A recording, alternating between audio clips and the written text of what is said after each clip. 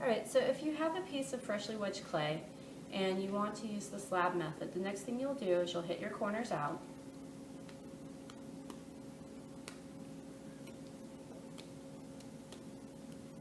And then we're going to get our clay into a sphere.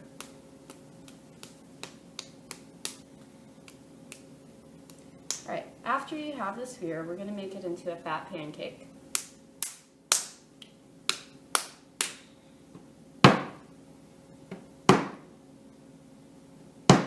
Like this.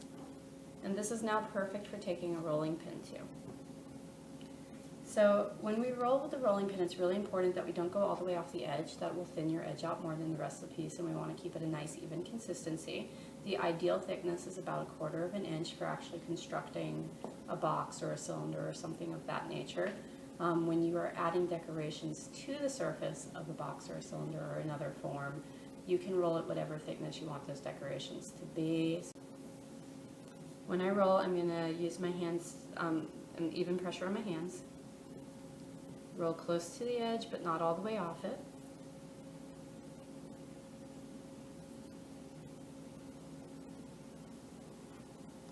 You can turn the clay every so often. And again, we roll close to the edge, but not off it. And it's really important to use a nice, even uniform thickness. So if you notice one area of your clay is a little thicker, use a little more pressure when you're rolling that area. You might also want to consider what type of pieces you're cutting out. And I can roll whichever direction I need to extend the clay, and I can lay my pattern pieces on this surface every so often to see if I need to go a little bigger in any particular direction. I don't want to roll it too thin, that'll make my piece flimsy at the end. So we really do want to get just to about that 1/4 of an inch thick.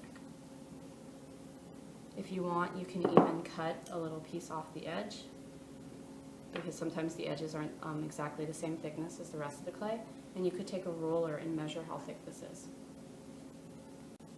Once you have your piece rolled out to the right thickness, you're going to take your pattern pieces, and just be mindful, you don't want to go too close to the edges because they might not be the right thickness.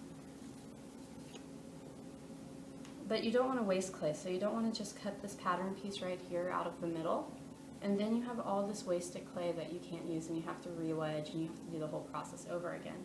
So if you're making a cube or a box, you need 5 different pieces. I'm obviously not going to be able to get 5 out of here, but I can most certainly get 2. So once you cut out your pattern, you just lay that paper onto the clay, and you take a tool, and I just like to use the thin edge, and just gently pull that tool along the edge. Make sure the tool is upright. You don't want it tilted this way or this way, because then you won't have a square edge. And we're just going to cut this whole shape out.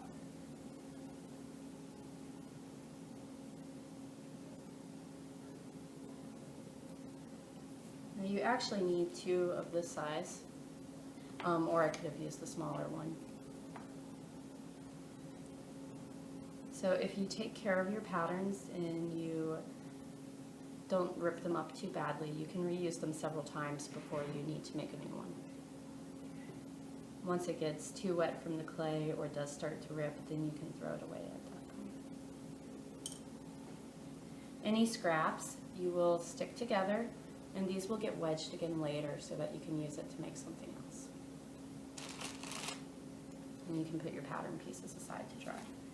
Once you've cut out all of your pieces, you're going to need to let them dry a little, because you can see this is really flimsy.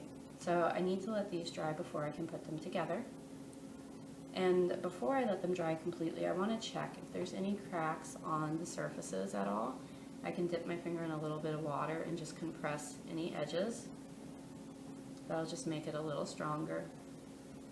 These ones came out pretty nice. So you can just set them aside on your canvas somewhere else and let them dry. It will probably take about 20 minutes. If your clay is wetter, it could be more. It could be like half an hour. If it's a little drier, it might be less, maybe 15 minutes. And it's really important to just be patient and wait. If you try to put them together too soon, you're probably either going to have a really sloppy looking piece, or you'll have to start over again.